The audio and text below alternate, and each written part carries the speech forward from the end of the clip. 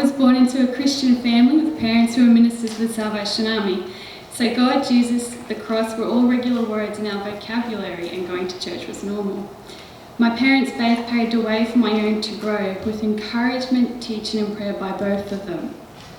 As a child, I strived to be good, but at the age of 10, I had the realisation that I wasn't a good girl, and I didn't know if I would go to heaven. I really don't remember how I came to this realisation, but I guess the events and circumstances of my life at the time caused me to feel the pang of guilt and the fear of death. I had the head knowledge that Jesus was the Son of God and that he came to die on the cross for my sins, but it hadn't affected my heart just yet. I was still working on the basis that you have to be a good person to go to heaven. So I went to my dad, we talked and we prayed, and I left our conversation with peace because I wasn't afraid anymore, that I wasn't good enough for heaven, because I placed my faith in Jesus, who paved my way for me when he died on the cross and rose again from the dead. Ephesians 2, 8-9. For by grace are ye saved through faith, and that not of yourselves, it is a gift of God, not of works, lest any man should boast. This verse freed me from my works-based understanding of salvation, and also assured me that I would not lose my salvation because it was a gift. I did nothing to earn it, so I could do nothing to lose it. My life since then can best be described as a rock being refined by a gentle river in a quiet place. In the quietness of an ordinary life, God has been shaping me very slowly into his likeness and teaching me to trust him. I used to stress and worry a lot about a whole lot of things, and I lived in fear of the what if.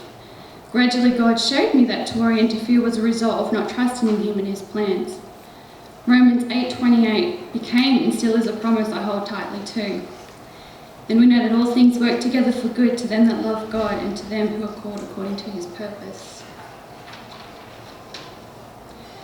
I graduated high school, finished my degree, got a job, and then I started to notice that my life really wasn't all that different to those who do not follow Christ. I watched the same movies, read the same books, behaved the same way, and sought the same things. And so I started to wonder, is this really all there is to Christianity?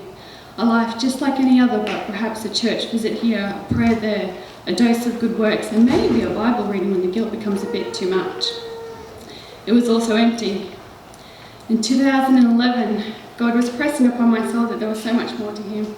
I had failed to realise that true Christianity is not about religion, it's about a real life-changing relationship with the living God through Jesus Christ. All these years I had known about Jesus, but I didn't truly know him. It was in this same year that God used the ministry of an American couple, Eric and Leslie Ludy, in the discipleship school called Ellerslie, to draw me into deeper intimacy with him. Our relationship became not something that I tried to fit into parts of my life, but he became my life, and everything found its meaning in him. So many things in this world promise us life and joy: money, career, education, relationships, marriage, children, possessions. What I found to be true in the absence of many of these temporary things is that he will show me the path of life. In his presence is fullness of joy, and at his right hand are pleasures forevermore, and that he alone can satisfy the longing soul and fill the hungry soul with goodness. Today I make a public declaration of my love to God and his love and faithfulness to me. And I look forward to seizing every day, however ordinary, as an opportunity to know and love him more, to make him known and to bring him glory. I look forward to seeing him face to face and living all of eternity with him whom my soul loves.